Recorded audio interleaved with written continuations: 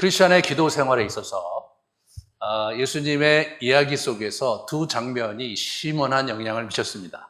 첫 번째는 우리 마태복음 4장에 예수님께서 시험 받으신 장면이죠. 금식 기도하시면서 그 장면이 사실 사막의 교부들에게 엄청난 반향을 일으켰고 거기서 여러 가지 기도법들이 개발되면서 또 하나님께 깊이, 예수님을 깊이 만나는 체험을 우리 기독교에서 해오고 있습니다.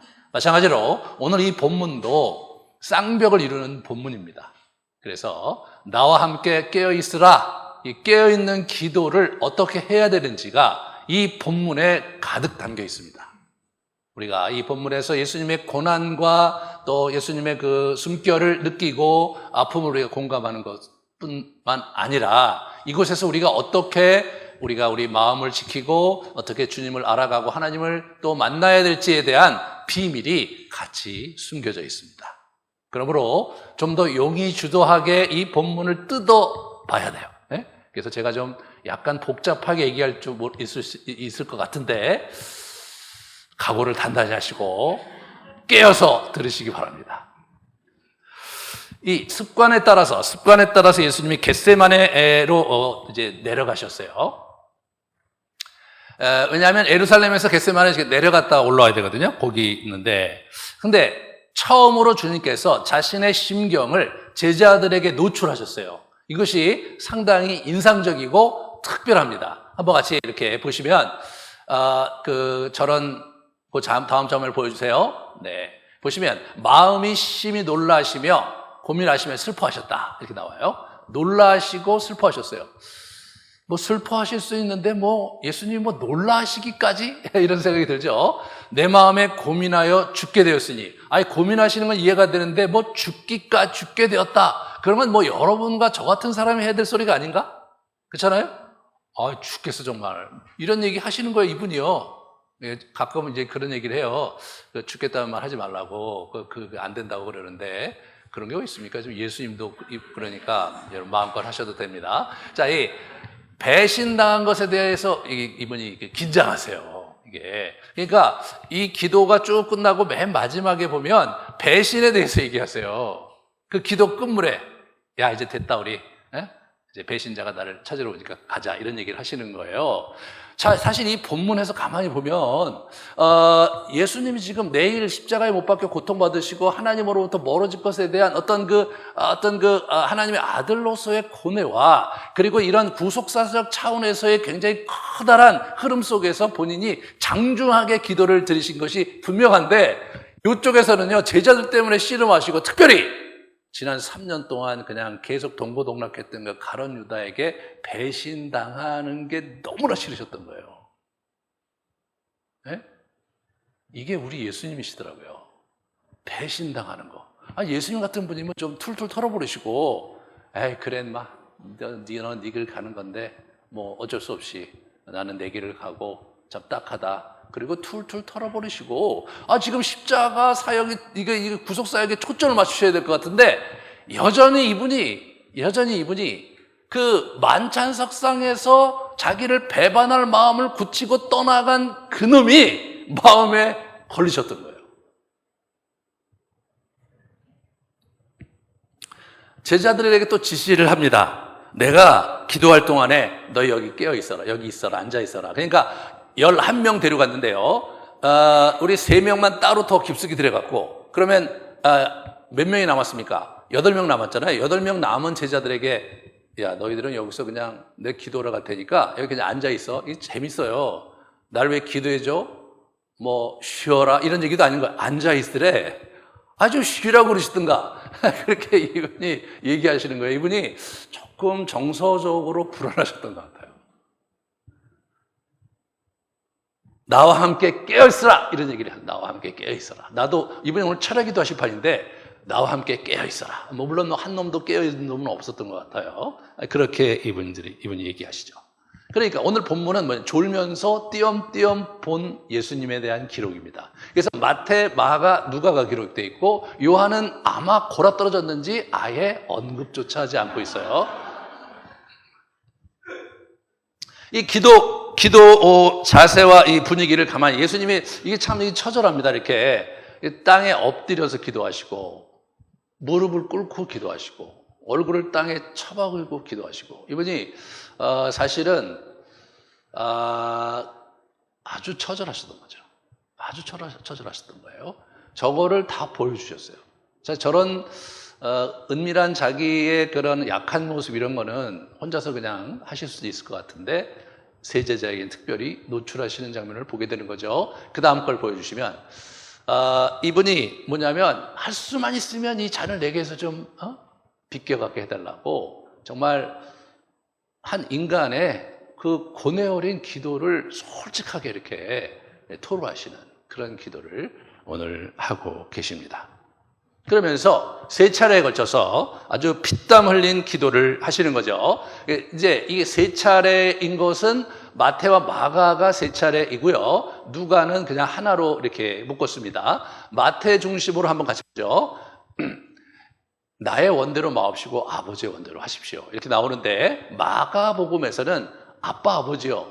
아버지께서는 모든 것이 가능하오니 이 잔을 내게서 옮기시옵소서. 그러나 나의 원대로 마시옵고 아버지의 원대로 하옵소서. 여기서 그 내용은 뭐 첫 번째 이게 저 위 마태복음과 비슷한데 다른 게 하나 있는데 아빠 아버지 이렇게 나옵니다. My father가 아빠 아버지 이렇게 나와요. 아빠는 어린아이가 자기 아버지를 친밀하게 부르는 그러한 호칭이죠. 우리는 뭐 그냥 아빠 하면 뭐 자연스러운데, 그러나 전 세계 모든 사람이 자연스럽지는 않아요. 미국 사람은 dad이라고 그러고 뭐 여러 가지 다른 말로 하는데 아빠를 아빠라고 부르는 민족은 전 세계 4민족밖에 없대요.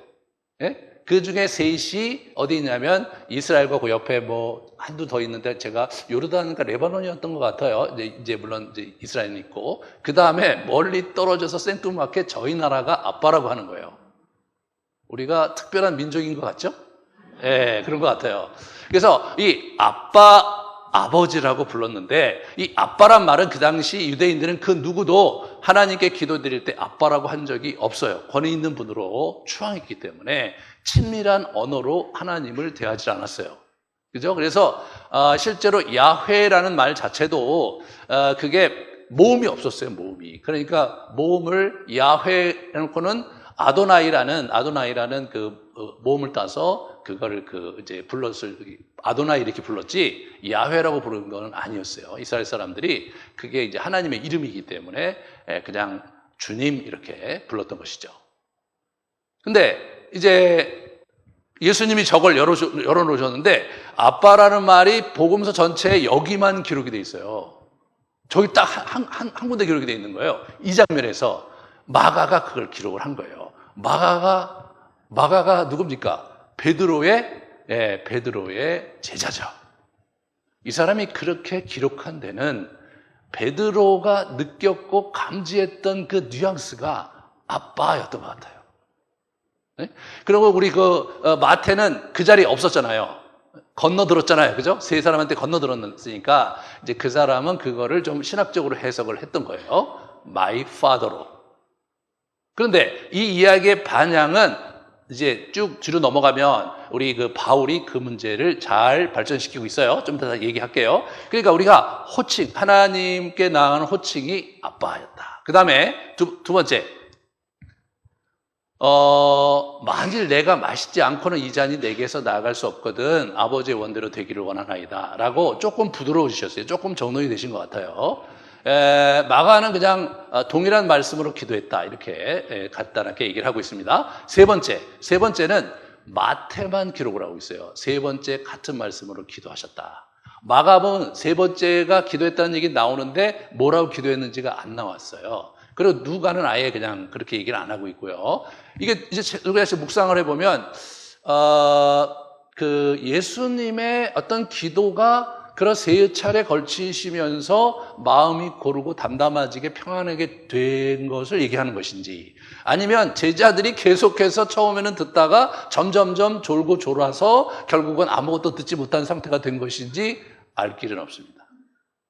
아무튼 이 장면의 역동이 아주 흥미진진한 것을 우리가 이렇게 보게 됩니다. 자, 여기서 우리 이런 긴장 속에서 우리가 주목해야 될 부분이 뭐냐면 예수님께서 제자들을 자꾸 챙기셨다는 거예요. 그 와중에도. 첫 번째, 베드로를 정조준하고 있는 마태는 베드로에게 오셔서 그 자는 것을 보시고 베드로에게 너희가 나와 함께 한 시간도 이렇게 깨어있을 수 없더냐? 그런 얘기를 하는 거야. 한 시간도 너 깨어있을 수 없냐? 이런 얘기를 베드로에게 딱 지적하는 거죠. 근데 재밌는 것은 뭐냐면 베드로에게 얘기했는데 너희 복수로 돼 있어요. 근데 마가를 보면요, 왜 그랬는지가 좀 이해가 되는 부분이 있어요. 제자들이 자는 것을 보시고 베드로에게 말씀하시되 시몬아 자느냐? 내가 한 시간도 깨어 있을 수 없더냐? 이렇게 말씀하셨어요. 나중에 이제 예수님께서 베드로라는 이름을 지어주시고요. 시몬이라는 말도 중간에 가끔은 쓰셨는데 시몬이라는 얘기를 쓰실 때는 예수님이 특별한 의미로 쓰셨다는 것을 여러분이 확인하게 될 거예요. 굉장히 인격적이고 어떤 친밀하게 얘기하실 때 공식적인 용어 베드로가 아니라 시몬이라고 얘기하셨어요. 그러니까 베드로에게 말씀하셨는데 시몬아 이렇게 얘기하셨다는 거잖아요. 그러면 누가 맞는가? 베드로의 제자인 마가가 맞겠죠.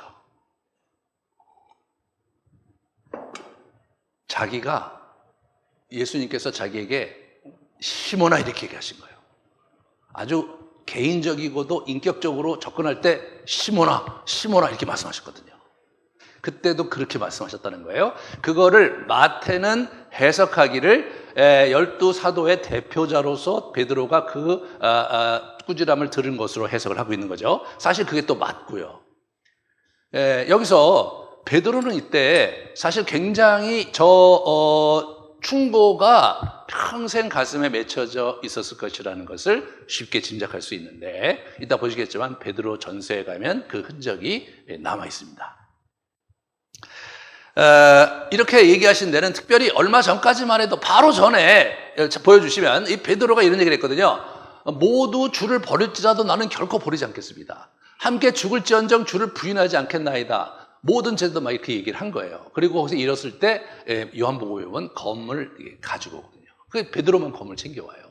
그래놓고는 와서 조는 거예요. 그러니까 예수님은 지금 내가 죽게 됐다, 내가 되게 힘들다는 얘기를 분명히 하고 오늘은 나와 함께 좀 깨 있어줘라. 여태까지 지난 3년 동안 한 번도 그러신 적이 없었거든요. 기도하실 때 주로 혼자서 그냥 길가에서 저쪽에서 기도하시거나 아침 일찍이 한적하고서 혼자 기도하셨지 옆에 두고 야 너희들 말이야 내가 정말 죽게 되었으니까 나를 위해서 함께 깨어 있어라잉 그렇게 얘기를 하신 적이 한 번도 없었는데도 불구하고 예수님은 3년 만에 처음으로 간곡히 부탁했음에도 불구하고 얼마 전에 분명히 조금 전에 와갖고 나를 위해 죽겠고 떠나지 않겠다고 그렇게 나발을 불었음에도 불구하고 졸고 있는 베드로가 야속하셨던 거죠.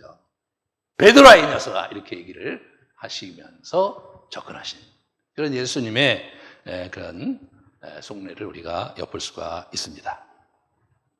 여기서 우리가 또 이렇게 볼 것은 뭐냐면 제자들을 주시하시는 거예요. 이게 우리가 잘 생각해 봐야 되는 거예요. 예수님이 뭐라고 하냐면 나와 함께 깨어있으라 이렇게 얘기하시는 거예요. 이게 굉장히 중요한 부분이에요. 그냥 깨어있으라가 아니라 나와 함께 깨어있으라. 이게 아주 중요한 표현이거든요. 깨어있으라고 얘기를 하셨는데, 그러면 제자들이요, 저 본문에서 깨어있으라는데 어떻게 깨어있어야 됩니까? 그런 질문을 해보면, 예수님이 깨어있으셨어요. 나와 함께. 예수님 깨어있었거든요. 그거를 기록하고 있는 거예요, 지금 제자들이. 그걸 뭘 의미하느냐? 어떻게 하는 것이 깨어있는가를 예수님이 보여주신 거죠. 그게 기독교 영성 역사의 굵직한 한 맥락으로 흘러내려오는 겁니다. 보시면 마음은 온유로되 육신이 약하다. 보신즉 그들이 자니 그들의 눈이 심히 피곤함이라 그들이 예수께 무엇을 대답할 줄 알지 못하더라. 여기서 우리가 눈이 심히 피곤했다. 여러분 한밤중이에요. 가로등이 없어요. 에? 지금 자고 있는 거예요. 한밤중에 저쪽에 이제 어둑어둑한데 쟤들이 거기 있죠. 근데 가갖고 눈이 피곤했다는 것을 알아차리려면 어떻게 가야 됩니까? 예? 어떻게 해야 그걸 알아차릴 수 있습니까? 굉장히 가까이 가야 되는 거예요. 그죠? 굉장히, 아이고, 이 녀석들. 이렇게 된 거예요. 아유, 이 녀석들 굉장히 피곤하구나. 예? 슬픔으로 인해 잠든, 이게 얼굴이 좀 뭐 슬픈 기색을 하고 잠든, 자기는 예수님이 깨라고 그러니까 깨긴 하려고 깨고는 싶은데 안 되는 거예요. 그죠? 그 얼굴이 약간 슬픈 그 표정으로 잠든 것을 봤다. 그렇게 기록을 하고 있는 거죠. 여러분, 주시하고 있는 거예요. 그냥 이렇게 쳐다보는 게 아니에요. 멀찍이 그냥 흘려보는 게 아니에요. 진짜로 아주 진중하게 그들의 얼굴빛을 살피시는 예수님의 모습. 이것이 지금 예수님이 주시하시고 계시는 그런 모습을 우리에게 보여주는 거죠. 그러면서 이들을 이제 이렇게 기도를 권면하는데 그 다음 걸 보여주시면 누가복음에는요 40절 46절에 유혹에 빠지지 않게 기도하라, 시험에 들지 않게 기도하라 하고 양발로 돼 있어요. 40절부터 46절 짤막하게 이 장면을 누가는 기록하고 있는데, 누가는 지금 어떤 초점으로 이 본문을 기록하고 있냐면 제자들에게 유혹에 빠지지 않게 기도하라는 얘기를 그때 예수님이 하신 것을 주목시키고 있죠. 다시 말해서 기도의 본을 강조하고 있는 거예요. 우리가 유혹에 빠지지 않게 깨어서 기도해야 된다는 얘기를 강조하고 있는 거예요. 누가만이 너희가 깨어 항상 기도하라, 항상 기도하여 깨어 있으라는 말을 기록한 사람이 누가예요. 누가는 기도에 대해서 관심이 있었거든요. 기도를 어떻게 초점을 맞춰야 되는지에 대해서 누가가 그것을 특별히 조명하고 있는 것이 역력합니다. 자, 그러면 우리가 이 겟세마네 동산에서 제자들이 얻었던 교훈은 무엇인가? 그죠? 제자들에게 남기고자 하셨던 교훈은 무엇인가? 그것은 제자들이 사도들이 그것을 어떻게, 어떤 각도와 어떤 내용과 어떤 모양새로 기록했는가를 보면, 그러면 어떻게 됩니까? 그걸 보면 제자들이 어떻게 여기서 교훈을 얻었구나를 알 수가 있는 거죠. 자, 그러면 먼저 예수님께서 자신의 인생과 인성과 신성을 진솔하게 드러내셨어요. 자, 먼저 인간적 심정을 토로하셨죠. 한번 보여주시면 고민하고 슬퍼하사 이에 말씀하시되 내 마음이 매우 고민하여 죽게 되었으니, 이렇게 나와요. 고민하여 죽게 되었다, 이런 얘기를 이분이 솔직하게 이렇게 하시는 거예요. 사실 이런 얘기는 윗사람이 아랫사람에게 얘기하기 쉽지 않은 거예요. 그죠? 그 당시 랍비가 계속 존중을 받았거든요. 그래서 랍비의 일거수일투족을 다 흉내내려고 하고 이제 그런 것들이 있을 정도였어요. 그러니까 심지어는 랍비는 성생활을 어떻게 하는가, 그걸 알아보기 위해서 랍비 침실에 밑에 숨어 들어갔다가 랍비가 처음에 이렇게 예문은 어떻게, 이런 거를 기록해 놓은 글이 남아있을 정도로 지독하게 그 선생을 묘사하고 선생을 본받으려고 했던 게 그 학생들의 그런 본래 모습인데, 랍비가 저런 흐트러진 모습을 보이기는 쉽지 않거든요. 근데 예수님께서 그렇게 하신 거예요. 그렇게 예수님이 정말로 인간이심을 잘 이렇게 드러내 주시는 그런 장면이죠. 동시에 자신의 권세도 드러내셨어요. 자기의 권세도. 보시면 천사가 하늘로부터 예수께 나타난 힘을 더하리라. 이게 누가복음에만 기록이 되어 있는 거예요. 그러니까 예수님이 기도하시는데 천사가 와서 도왔다. 이게 지금 천사가 와서 도왔다. 여러분, 천사가 온 장면이 예수님의 이야기 속에서 3번 나오는데, 그 첫 번째가 세례 받으실 때 하늘에서 천사가 왔죠. 그죠? 죄송합니다. 거기가 이제 그건 성령이 온 거고, 천사가 온 것은 우리 시험 받으실 때 그때 천사가 와서 수종 들었어요. 그리고 변화산에서 천사가 있었고, 그 다음에 여기에 천사가 있는 거예요. 여기에. 그러니까 이것은 상당히 의미심장한 코드예요. 예수님이 자신의 신성을 가지고 신적인 면모를 드러내실 때 천사가 곧 등장하고 있는 거예요. 뿐만 아니라 26장 52절 이렇게 같이 보시면 너는 내가 내 아버지께 구하여 지금 12분단 더 되는 천사를 보시게 할 수 없는 줄로 아느냐? 이런 얘기하면서 베드로가 칼로 체포하려고 하는 군대를 이렇게 칼로 쳐서 귀가 잘려나갔거든요. 그걸 보시고 야단을 치신 거거든요. 야, 이건 내가 할 줄 몰라서 이런 줄 알고 있느냐? 만일 그렇게 하면 이런 일이 있으리란 성경이 어떻게 이루어지겠느냐? 지금 이게 다 하나님과 나와 만들어 놓은 나름대로 여정을 지금 가는 길이니까 내가 허튼 짓 하면 안 된다. 예, 그런 부분을 분명히 언급하심으로써 예수님께서 그것을 떨치거나 또는 그것을 완전히 파실 능력이 없어서 지금 이렇게 당하고 있는 게 아님을 넌지시 언급을 하셨습니다. 우리는 여기서 예수님이 어떤 분이신지에 대해서 잘 우리가 분명히 이제 그림을 그려주셔야 돼요.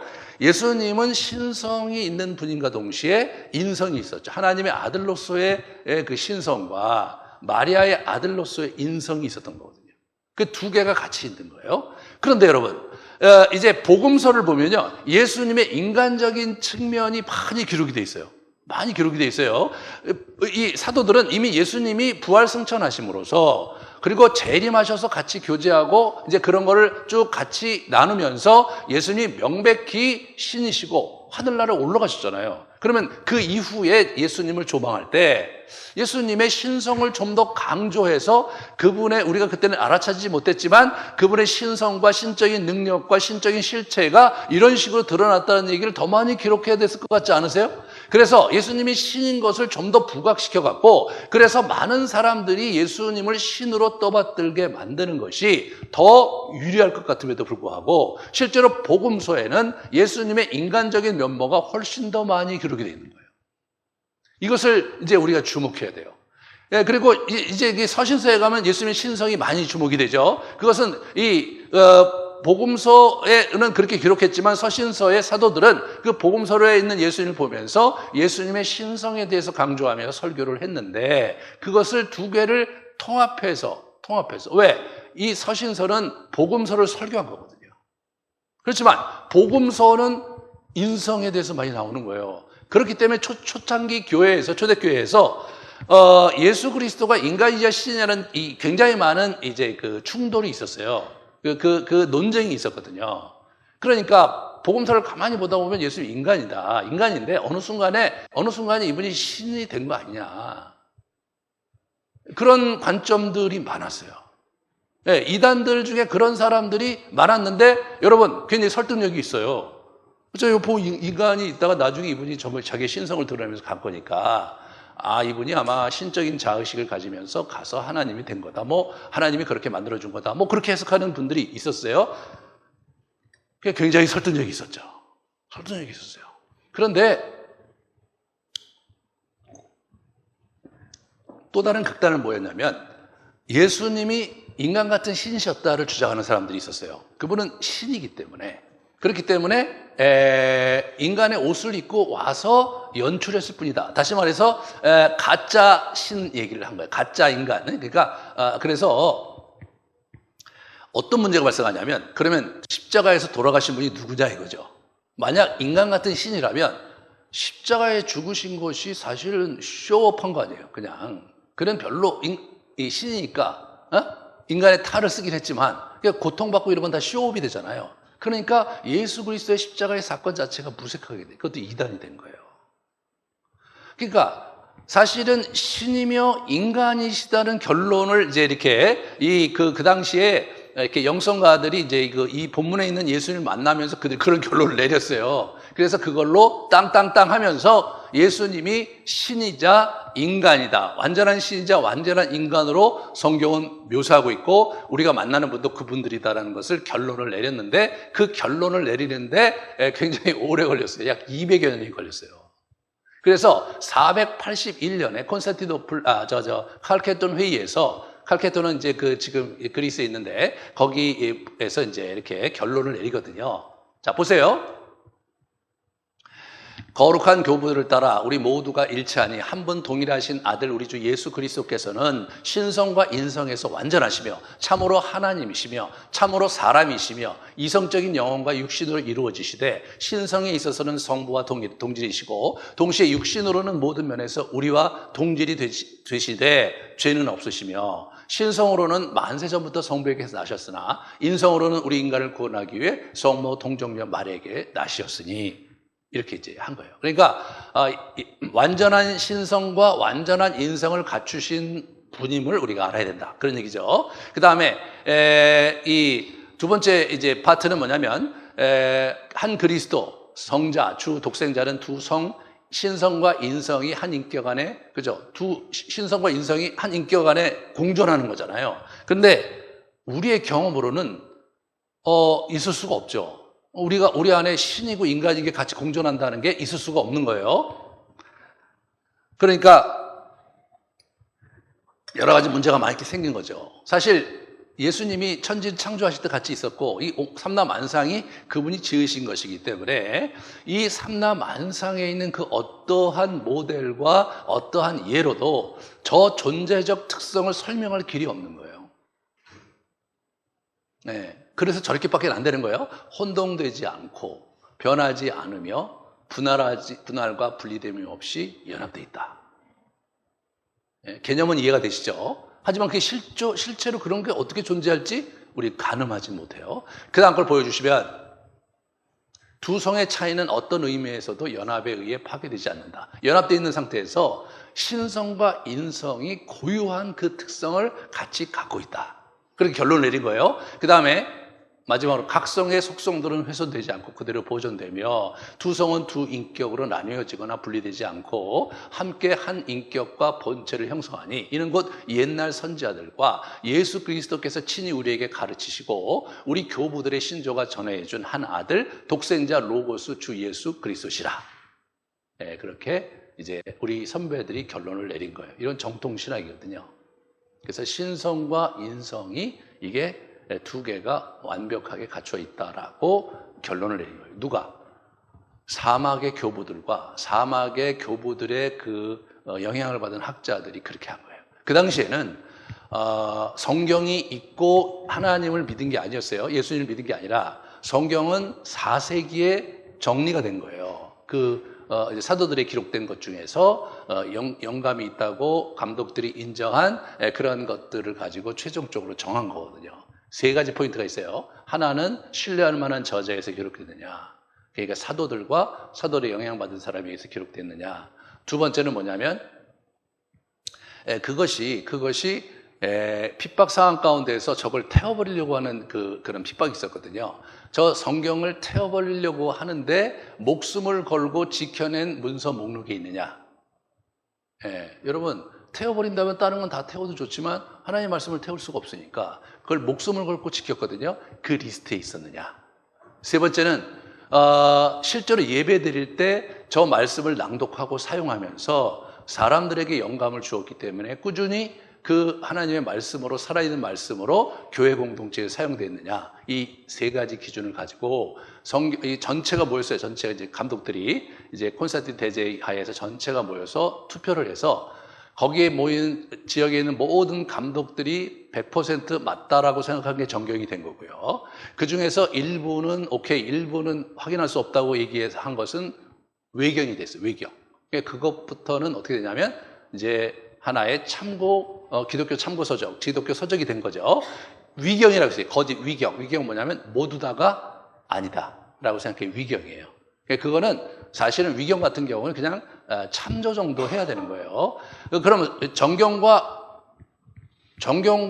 외경과 위경에서 정경은 그걸 하나님의 말씀된 계시로 우리가 받았기 때문에 그것을 교리화할 수 있는 건데 나머지는 기독교 서적으로 이해를 해도 교리화할 수는 없는 거예요. 그러니까 성모 승천 사상도 거기 외경과 위경에 나오거든요. 받아들일 수 없어요, 우리는. 네. 그런 면에서 우리가 이제 먼저 뭐가 있었냐면요. 이들은 그렇게 성경이 정립되기 전에 예수님과 함께 사막에서 만나서 교제하고 있었잖아요. 그죠? 그러니까 예수님을 경험하고 있었던 사람들이 모여서 얘기를 하면 야, 그거 내가 만난 예수님 아니야. 너 그거 잘못된 거야. 이렇게 얘기한 거예요. 그래서 정통이 그렇게 정립이 된 거예요. 그렇게. 그래서 문장을 만들어 놓고 보니까 야, 이것도 아니고 너 그것도 아니야. 이거야. 이거라 해서 보니까 문장이 저렇게 된 거예요. 그게 뭐냐? 그 이상 설명 못 하는 거예요. 그런 가이드라인을 가지고 예수님을 만나면 된다. 예수님을 만나서 경험하면 된다 이거예요. 그죠? 그런 가이드라인을 갖지 않고 만나면 전혀 다른 얘기를 할 수가 있는 거예요. 여러분, 인격적인 관계라는 것은 그 사람의 실체를 알고 만나야 통합적으로 그 사람을 이해할 수 있는 거예요. 저는 요새 이제 그 병원을 제가 수년 동안 다니고 있어요, 지금. 그래서 제가 심장이 안 좋으니까. 갔는데 거기 가서 의사한테 제가 목회자라는 얘기를 안 해요. 예? 안 하고 그냥, 제가 그냥, 이 나이에 남자로서, 평범한 남자로서 심장병을 갖고 살아가는 남자가 거예요. 그래서 계속해서 의사를 그렇게 만나요, 의사 선생님을. 수년간 만나. 그럼 그 의사 선생님은 저를 만날 때 어떻게 보겠어요? 그냥, 환자인데, 몇 세의 남성인데 발병을 언제 했고 이제 병이 어떻게 진행되고 있는 그러면서 스트러글하고 살고 있는 존재로서 나를 만나는 거죠. 그러면 그분이 나를 10년을 만난다 한들 내가 심장병이 있는 한 남자라는 것 외에 그리고 잠깐씩 만나서 교제하는 것을 바탕으로 이분이 이런 분이다라는 생각을 하게 되겠죠. 그죠? 그런 그 결론으로서의 나와 여러분처럼 저를 목회자라고 만나고 계속 저의 청취자적인 걸 다 보고 나를 알아가는 사람으로서의 여러분이 있잖아요. 두 분의 경험은 비교할 수가 없는 거죠. 비교할 수가 없는 거예요. 다시 말해서 어떠한 분으로 우리가 정체성을 알고 그분을 알아가느냐가 결론이 많이 다른 거예요. 이것이 기도 생활에서 매우 중요한 거예요. 그러니까 열심히 기도하고 열심히 뭘 했는데 보니까 전혀 다른 경험을 가져올 수 있는 거죠. 그죠? 전혀 다른 경험을 가질 수 있는 거예요. 갑자기 여러 하다가 내가 바로 성령 아니냐 이런 얘기 하시는 분도 있고요. 내가 바로 재림한 예수다 이렇게 얘기하시는 분이 있는 거예요. 그러면 이제 우리는 성경에 나와 있는 경험과 많이 틀리니까 이분이 프랙티스를 잘못한 거죠. 막 하다가 갑자기 어느 날 이렇게 묵상을 하다가 그 예수가 자기가 되고 그리고 사람도 많아지고 영향이 되니까 내가 예수가 맞네 그렇게 된 예수가 있는 거예요. 예, 그런 걸 우리는 받아들일 수가 없는 거예요. 받아들일 수가 없는 거예요. 그런 거 아니란 말이에요. 전통적으로 예수가 그러면 공중부양도 하고 뒤에 왔다 갔다 해야 되는데 지금 여기서 뭐 하고 있냐, 그죠? 그래서 이상한 여자나 건드리고 막 그러고 있으면 어떻게 하냐. 말이 안 되잖아요. 그런 걸 말이 안 된다고 생각해야 되는데 그걸 말이 된다고 추정하는 분들이 있다는 게 기가 막힌 얘기죠. 기독교가 뭔지에 대해서 잘 모르시는 거예요. 그래서 여러분 이제 우리가 이제 기도에 깊이 들어가세요. 침묵도 하고 묵상도 하고 깊이 들어가잖아요. 깊이 들어가는데 갑자기 우리가 다른 종교에서 이제 이렇게 하는 그런 그분도 기도하시잖아요. 그럼 대표적으로 동양 종교에서 이제 수도승들이 계시잖아요. 그분들이 이제 나름대로 이제 기도를 하고 묵상하면서 자기 나름대로 명상에 빠지잖아요. 우리도 기도를 같이 한단 말이에요. 근데 쭉 들어갔는데 어떤 분들이 이런 얘기 하는 거예요. 절대자는 한 분이니까 그분은 그분의 종교적 배경에서 절대자를 경험하고 있는 거고 우리는 우리의 종교적 배경에서 절대자를 경험하고 있는 거니까 깊이 들어가면 하나다. 이런 주장을 실제로 하거든요. 실제로 해요. 그건 뭐예요? 말이 안 되는 거죠. 네? 석가가 훌륭한 인간인 게 많고 존경받을 인간이고 정말 놀라운 그런 일들을 하신 분 맞지만 석가를 만난 분과 예수님을 만난 분과 이게 어떻게 경험을 같다고 얘기하냐 말이에요. 애시당초가 잘못된 거예요. 초대교회 때부터 그런 걸 다 아니라고 한 거예요. 아니라고. 기도에 있어서 첫 번째 중요한 것은 내가 만나고자 하는 하나님, 만나고자 하는 예수님이 누구인가가 굉장히 중요한 거예요. 그게 되게 중요한 거예요. 제가 신약주에서 그걸 역사적으로 어떻게 그런 결론을 내는지를 잘 설명을 해드릴 거예요. 그런 면에서 우리가 그런 전통 속에서 성경을 묵상하고 기도하면서 균형을 잡아가는 거예요. 네? 균형을 잡아가는 거예요. 이게 참 중요합니다.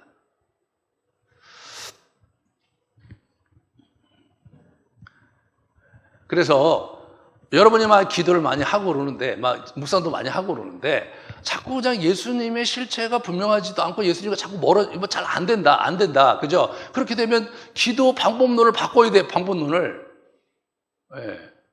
성경을 묵상하는 걸 좀 더 갖고 성경에 대해서 이해하고 성경을 공부하는 시간을 좀 더 많이 가져야 되겠죠. 그렇게 함으로써 내가 갖고 있는 경험과 거기 성경에 나온 예수님을 자꾸 이렇게 일치시키려고 하면서 신앙의 균형을 잡아가야 되는 거예요.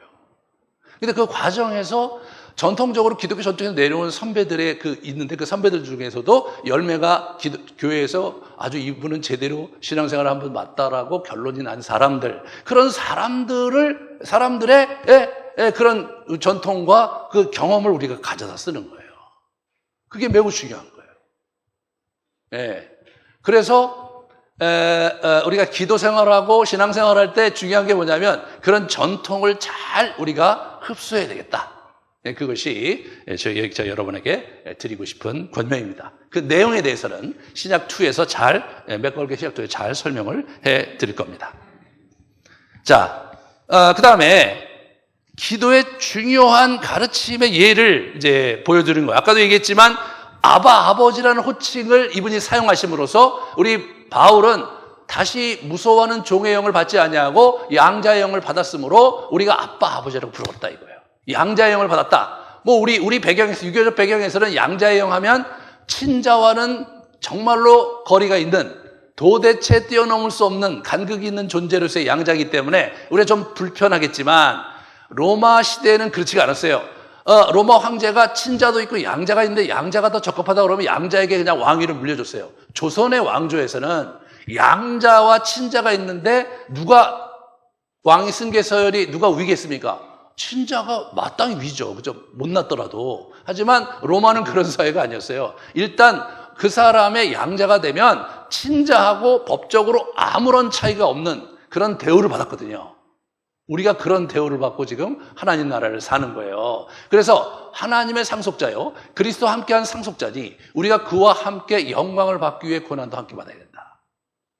그러니까 우리가 하나님 나라의 자녀로 부름받았는데 그냥 그렇게 타이틀만 준 것이 아니라 하나님 나라라는 커다란 지경에서 우리의 몫이 있는 법적인 권리가 있는 존재로서 우리가 부름받았다는 거예요. 그래서 천사도 우리의 그런 지위를 흠모한다는 얘기를 하는 거예요. 이게 아빠에서 나온 거예요. 아빠에서. 네, 아빠에서 나온 거예요. 아빠에서. 네, 그 다음에 우리 보면 하나님이 아들의 영을 우리 마음 가운데 보내서 아버지라 부르게 하셨다. 아들이면 하나님으로 말미암아 유업을 받을지 아니라. 이 사람은요 랍비 출신이에요. 바울은 아빠라는 표현이 얼마나 중요한지를 가장 잘 아는 사람이에요. 신학적으로. 그래서 저걸 발전을 시킨 거란 말이에요.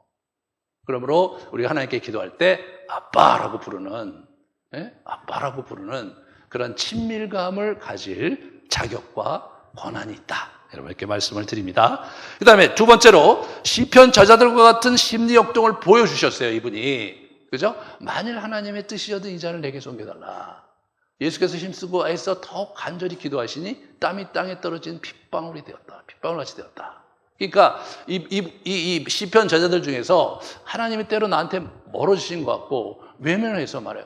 얼굴을 내게서 돌리지 말아달라고. 예. 당신의 눈을 내게서 감지 말아달라고.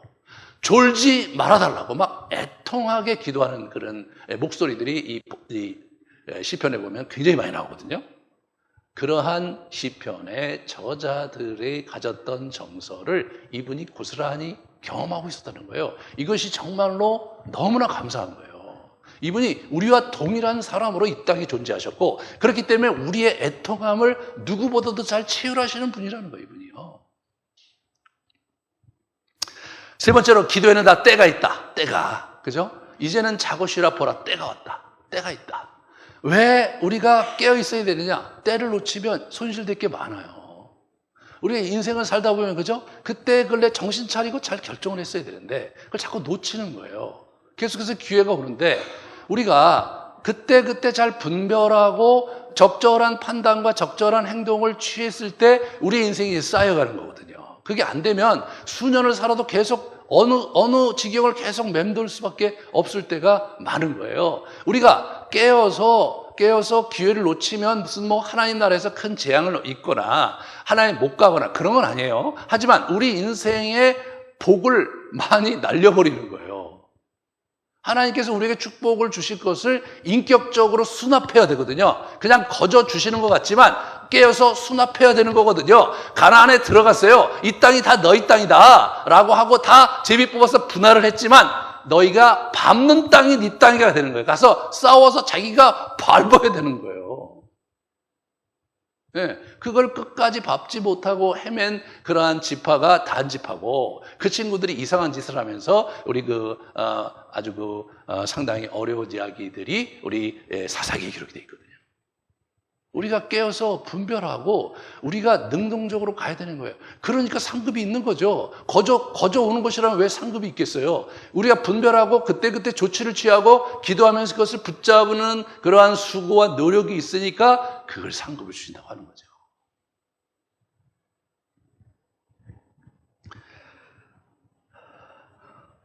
세 번째로 이분이 이제 나와 함께 깨어있어라. 그래, 깨어있어라.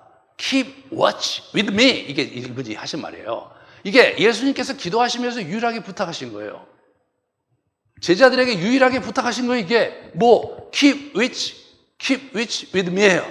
여기 머물러 깨어있어라. 시험에 들지 말고 깨어있어라 이거예요. 이 깨어있다는 표현이 stay awake. stay awake. 그러니까 깨어서 좀 이렇게 유지하고 그 상태를 유지하고 있어라 이거예요. vigilant잖아. vigilant. 저게 무슨 말이냐면 저게 주시하다는 뜻이거든요. 주시하다. 그게 뭐냐면 그냥 깨어 있는 게 아니라 상황을 잘 주시하고 그 다음에 나 자신이 그 상황에 따라서 어떻게 움직이는 것도 책임 있게 그걸 주시하는 것을 얘기하는 거거든요. 저 단어의 원래 뜻이. 그러니까 이 주시하다는 개념은 이 성찰 기도에서 굉장히 중요한 개념이에요. 기독교의 그 성찰 기도 제가 가르쳐 드렸잖아요. 그 성찰 기도의 아주 굉장히 깊숙한 곳에 포인트 그 역동이 뭐냐면 내가 지금 주시하고 있는 거예요. 내가 지금 나 자신의 심리 구조와 내면의 흐름이 어떻게 가고 있는지를 내가 주시하고 바라보고 있는가. 우리 로마서 7장에 우리 바울이 그걸 주시하거든요. 오라 나는 공고한 자로다. 내가 원하는 바 선은 행치 아니하고 원치 않은 바 악을 행하는도다. 네?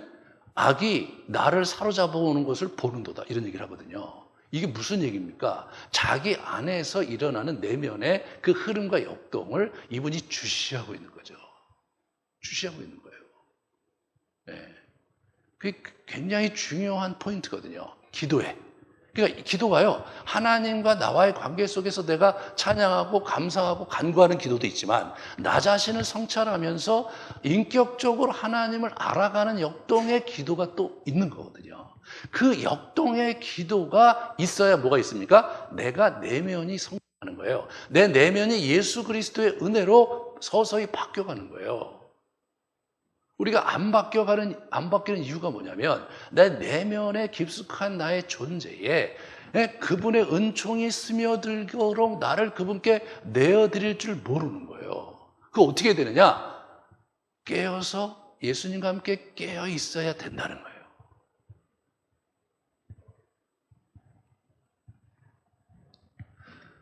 이게 기도를 제가 공부하면서 저 일찍 알았어야 되는데 저는 저런 게 뭔지를 몰랐거든요. 근데 공부를 해보니까 그런 개념이 나왔어요.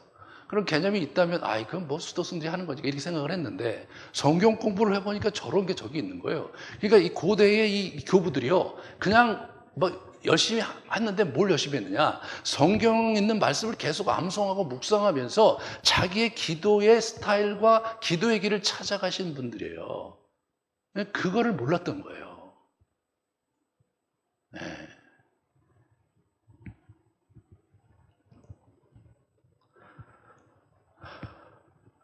그러면 이 얘기를 들은 사도들이 어떻게 했는가를 우리가 좀 점검해 보면 이것이 갖고 있는 영향력이 얼마나 컸는지를 알 수가 있죠. 첫 번째 누가 있습니까? 첫 번째 우리 베드로가 있죠.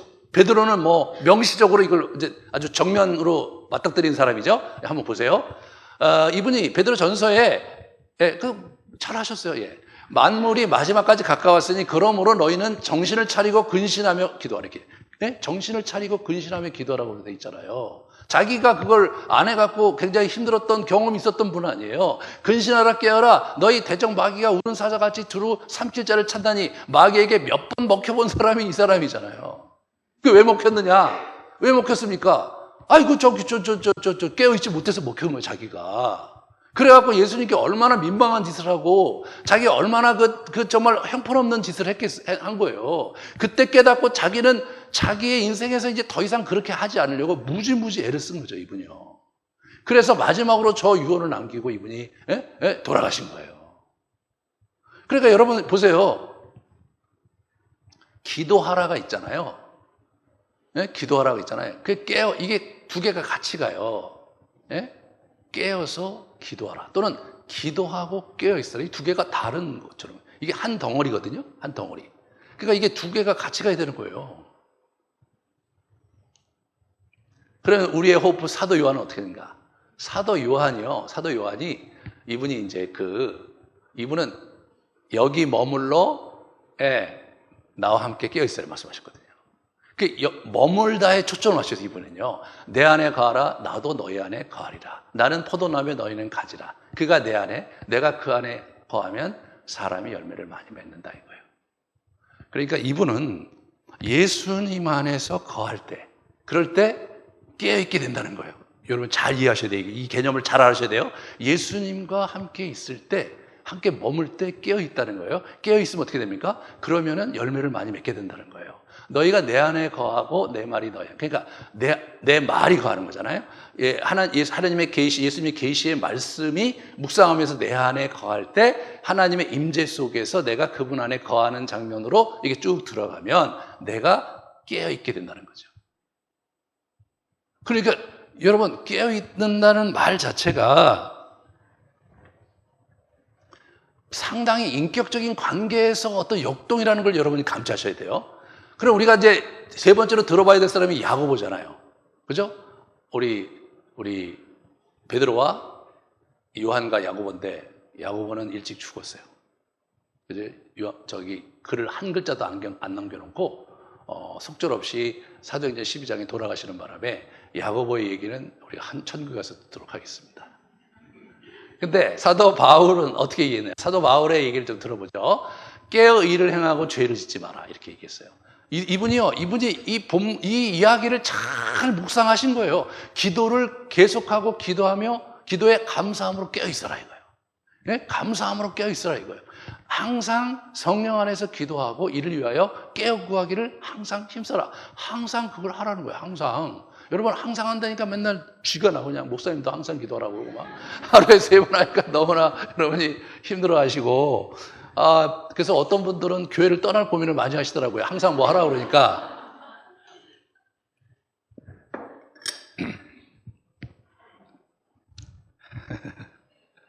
자, 그러면은 우리가 이제 깨어있는다는 말, 그 뜻을 잘 이해하고 그걸 어떻게 기도에 반영해야 될지를 같이 보도록 하겠습니다. 먼저 깨어있다는 것 자체에 대한 본을 예수님이 오늘 본문에서 보여주셨다 그 얘기했는데 하나하나 한번 살펴보겠습니다. 먼저 자기 자신과의 싸움에서 여러 차례 반복적으로 씨름하면서 이분이 순종을 배워가고 있었어요. 뭐 예수님이 순종을 배워가나? 이런 얘기 하겠지만 히브리서 저자가 그렇게 해석을 했어요. 심한 통곡과 눈물로 간구와 소원을 올리고 그가 아들이시면서도 받으신 고난과 순종함을 배워서 온전하게 되셨다 이거예요. 순종함을 배워서 온전하게 되셨다 이거예요. 왜 깨어 있어야 되냐면 그래야 하나님의 말씀을 순종하는 길에 들어설 수 있기 때문이라는 거죠. 깨어 있어야 그 자리가 뭔지를 알고 자기가 뭘 해야 되는지를 알 수 있다는 거거든요. 기도 중간중간에 제자들을 막 살폈잖아요. 아까 막 살펴보고 시험에 들지 말게 깨어 기도하는데 그때 아주 세밀하게 제자들을 살피시는 거잖아요. 우리가 깨어있다는 것은 세밀하게 주님을 잘 살피는 거예요. 잘 살피면서 그리고 그분과의 교감 속에 있을 때 우리가 비로소 깨어있게 되는 거예요. 이게 참 이상한 역동이죠. 그러니까 이게 이제 우리 그 초대교회 교부들부터 있다가 우리 누굽니까 어거스틴 이걸 신학적으로 이제 정리를 했는데 그게 뭐냐면 우리의 의식이 계속해서 분산돼 있다는 거예요. 아침에 일어났을 때 벌써 오늘 하루 있을 이야기, 누구를 만나야 되고 이런 것들 때문에 우리 정신이 많이 이렇게 분산돼 있죠. 지금도 이제 앉아 계시면서 오늘 이거 예배 끝나고 뭐 소그룹 또 해야 되고 누구를 만나야 되고 막 이런 생각들, 목사님 왜 저렇게 설교를 또 길게 하나 오늘 언제 끝나 이런 생각들 뭐 이런 것들을 그런 것들을 영원히 막 갖고 있잖아요. 갖고 있잖아요. 뭐 이 교회를 내가 얼마나 다녀야 되나 막 이런 생각하고 저도 다 압니다. 자, 근데 이거 배워야 돼요. 뭐냐면 그러한 분산되어 있는 의식을 갖고 살다 보면 우리가요, 이게 막 마치 이렇게 철사로 여기저기 이렇게 매여 있듯이 이게 잘 안 되는 거예요. 이렇게 하려니까 저쪽에서 끌어다니고 이게 집중이 잘 안 되잖아요. 우리가 제대로 깨어있으려면 어떻게 되냐면 이 의식을 끊어내야 돼요. 네? 이런 분산된 의식을 끊어내서 우리가 그걸 통합해갖고 우리의 마음을 딱 가지런히 딱 만들어야 돼요. 그거 어떻게 해야 됩니까? 어떻게 해야 되냐고요? 그러니까 사실은 이제 불교에 계신 분들은 그거를 스스로 끊어내기 위해서, 일단 어떻게, 가족을 일단 내려놓고, 그리고 거기에 들어가셔서 치과하시면서 명상에 그렇게 하시는 거잖아요. 그걸 끊어내려고 무지개를 쓰시는 거예요. 근데 우리는요, 세상에 살아야 되니까 그렇게 할 수는 없는 거죠. 그죠? 우리의 비결은 뭐냐? 예수님과 함께 있는 거예요. 예? 예수님과 함께 있는, 그래서 예수님과 함께 그분 안에 거하게 될 때 그의 마음 안에서 비로소 안식을 얻으면서, 그러면서 수많이 흐트러져 있던 우리 의식이, 그런 의식을 갖고 있어 철사골이 그분이 끊어주시는 거예요. 그분 안에서 비로소 중심을 잡고 평안해지면서 내 마음이 온전해지는 거거든요. 아멘? 이것이 기독교의 그 기도의 신비인 거예요. 그게 신비인 거예요. 그래서 우리가 그 부분을 잘 우리가 이제 배워야 돼. 그게 요체예요, 요체. 네, 우리가 그 의식을 이거 끊어버리지 않으면 깨어 있을 수가 없다는 거예요. 그러니까 나와 함께 깨어 있으라는 게 맞는 거예요. 예수님과 함께 있어야 비로소 그분이 그걸 끊어주면서 우리가 온전해진단 말이에요, 그죠? 그런데 깨어 있는다. 아까 저 일부 예배 끝나고 어떤 분 그러시더라고요. 난 깨어있는데 열심히 뭘 했는데 보니까 자기의 욕심에서 깨어있었던 거예요. 그렇죠? 내가 돈 벌려는 욕심에 깨어있고, 내가 뭘 하려는 욕심에 깨어있잖아요. 그 부분에 막 쫙 깨어있어. 깨어있어. 그런 걸 얘기하는 게 아니에요. 그런 거 얘기하는 게 아니란 말이에요. 그러니까 기도를 하는데도 그 욕심에 깨어있으니까. 그러니까 하나님 내가 돈이 필요할 것 그쪽에 또 있고, 하나님 뭐 이것도 필요하니까 이것도 주시고, 계속해서 기도는 하는데 뭐냐면 자꾸 뭐예요? 혼란한 상황에서 계속 기도하는 거예요. 이 끈이 나를 끌어내면 하나님 이것 좀 도와주세요. 이 끈은 이것도 도와주세요. 이렇게 하니까 어떻게 돼요? 마음이 참 어려워, 이게. 마음이 어려워요. 그러면서 교회 다니면서도 불안하고, 교회 다니면서 예수 믿으면서 참 헛헛하고, 기도를 드려도 뭔가 속 시원하지가 않고, 그런 일이 다 거기서 발생하는 거예요, 여러분. 그러니까 그걸 끊어내는데 나와 함께 깨어있으라는 게 그 말이에요. 그게 그 말인 거예요. 그러면서 어떻게 됩니까? 이분이 배반당할 것에 대해서 마태복음 26장 45절 보시면, 배반당의 죄인의 손에 넘겨지겠구나. 가자 보라. 저기 나를 넘겨줄 사람이 가까이 오고 있다. 우리말 성경에 저렇게 번역을 했죠. 배반당하는, 비트레이라는 동사를 2번 쓰거든요. 넘겨줄 자도 비트레이예요. 배반당하는 게 너무 싫은 거예요, 이분이요. 그거를 담담히 받으시면서 가시는 거예요, 이분이.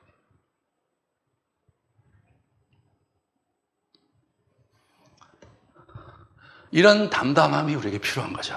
자, 그러면 예수와 함께 깨어있는 방법의 첫 번째, 우리 누가 가르쳐준 거예요? 요한이 가르쳐준 대로 말씀 안에 거하는 거예요. 복음서를 읽으면서 묵상하면서 우리가 가지가 원줄기에 붙어있듯이 그러한 예수님의 말씀 안에 거하는 묵상의 삶을 살면서 그분 안에 푹 잠겨야 돼요. 그러니까 어떻게 되냐면 수동적인 묵상을 할 줄 알아야 돼요. 그 말씀이 나를 압도하고 나를 그 말씀 속에서 내가 푹 젖어가야 돼요. 그래야 내가 쑥 들어가거든요. 주님을 주시하며 함께 있어요. 주님을 주시해야 돼. 그 누가 얘기하고 있냐? 히브리서 저자가 얘기하고 있어요. 믿음의 주여 또 온전케 하는 이인 예수를 바라보자. 예? 예수를 깊이 생각하라 이거예요. 예수를 깊이 생각하고 예수를 바라보자 이거예요. 생각과 바라보면 두 개가 있어야 돼요. 예수님을 생각함과 동시에 예수님을 바라보는 역동도 있어야 되는 거예요. 자, 이 부분에서 아빌라의 테레사라는 분의 간증이 있어요. 오늘 본문을 그가 묵상하면서 이런 keep watching, keeping watch죠. 이거를 하는 방법을 그가 갖고 수년간 살았어요. 깊이 들어가셨거든요. 그분의 간증을 제가 여기다 한 토막 실었습니다. 겟세마네 동산에서 주님이 기도드리는 장면을 묵상하며 주님 옆에 함께 있는 것을 좋아했습니다. 나는 주님이 흘리신 피땀과 그때 지녔던 슬픔을 생각하고 할 수 있다면 고통 중에 흘리신 땀을 닦아드리고 싶었습니다. 그렇지만 내 자신이 너무도 큰 불충실을 되새기고는, 내가 불충하다는 걸 되새기고는 감히 그렇게 할 엄두를 못 내었습니다. 나는 허락하는 한 이렇게 오랫동안 있었습니다. 여러 해 동안 거의 매일 밤 잠들기 전에 나는 내 잠을 주님께 맡길 때마다 늘 겟세마네 동산의 주님의 기도를 잠시 생각하곤 하였습니다. 잠시 그걸 생각하면서 잠이 든 거예요. 이게 잠이 드는 거예요. 중요한 것은 많이 생각하는 일이 아니고 많이 사랑하는 일입니다. 그러므로 여러분의 사랑을 더욱더 일깨워 주도록 그리하십시오. 여러분, 많이 생각하는 게 중요한 게 아니라 예수님을 많이 사랑하는 게 중요하다는 거예요. 네? 많이 사랑하는 게. 목사님, 그럼 그게 뭐가 이루어지는 거예요, 도대체? 앉아갖고 예수님하고 그렇게 가만히 있으면 저런 마음이 촉촉하게 젖어들면 어떻게 되는 겁니까? 그러면요, 고요함이 찾아드는 거예요. 내 마음이 세상의 모든 것들로부터 고요해지는 거예요. 그때 비로소 그분께 진중한 기도를 할 수 있는 상태로 나오는 거예요. 그 상태에서 주님께 구하는 겁니다. 예? 주님께 구하는 거예요. 이거를 The Prayer of Recollection이라고 해요. 예? Recollection. 근데 이게 뭐 번역을 잘 안 돼요. 번역이 적절하지 않기 때문에 뭐 여러 가지 번역을 했는데, Recollect란 말이 설명이 안 되니까 그러는 거예요. Recollect가 문자적으로 어떻게 다시 모으다 그런 뜻이거든요. 그래서 뭐 우리나라 말로 회상하다 이렇게 번역해서 회상하고 좀 다른 거예요. 모으다. 이게 개념이 그런 거예요. 흩어진 우리의 의식, 이 주변의 이 상황 속에 그 의식을 이렇게 모으는 거예요. 모으는 거. 그게 리콜렉션 프레어인데 그게 우리 힘으로 안 되는 거예요.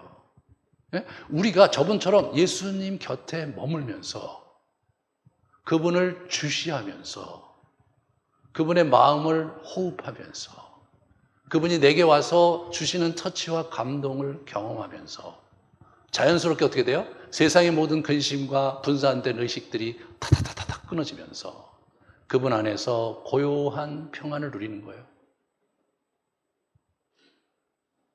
그 상태에서 주님께 기도하는 겁니다.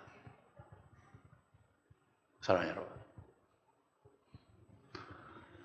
이 이야기가 여기서 나온 거예요. 수백 년 동안, 수천 년 동안 이 본문 속에서 우리 선배들은 이런 깊은 영성의 골짜기를 길어냈습니다. 그걸 우리가 지금 하고 있는 거예요. 이번 주 금요일 날 그거 여기서 같이 제가 실습하려고 그러니까 원하시는 분은 그거 오시면 참 좋겠고요. 사랑하는 여러분, 예수님은 이 본문에서 뭔가를 하셨어요. 제자들은 이 본문에서 Keep watch with me 라는 말을 예수님께서 3번이나 반복하시거든요. 그걸 3번이나 기록한 거예요. 다시 말해서 제자들과 사도들은 예수님이 우리에게 초청하셨다. 기도로 초청하셨는데 나와 함께 깨어있자고 초청하셨다. 그러므로 우리 모두가 예수님과 함께 깨어있는 삶을 그거를 우리가 추구하고 그러면서 이 땅을 그분과 함께 동행해야 된다고 해석한 거예요. 저와 여러분이 그 길을 가셔야 됩니다.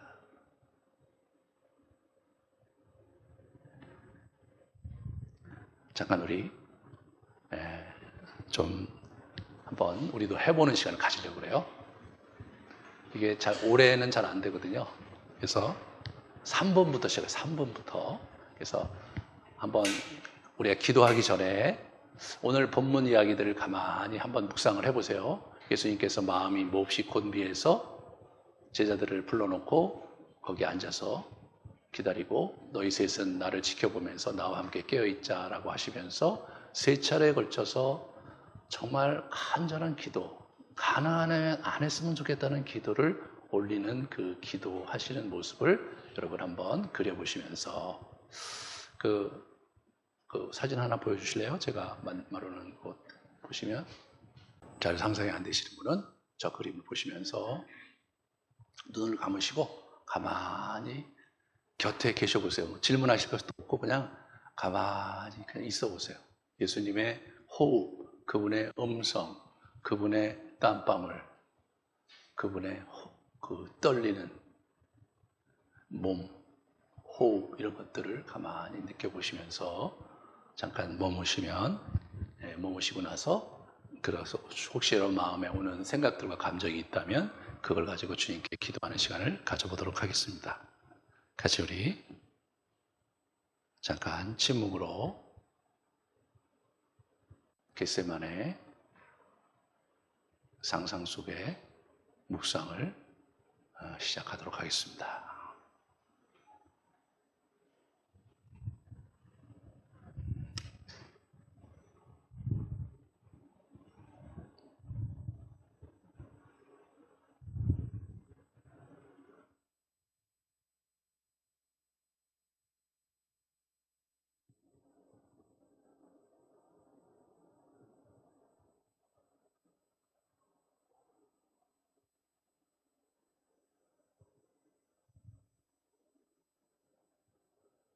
생각들과 감정을 가지고 주님 앞에 기도로 나아갑시다.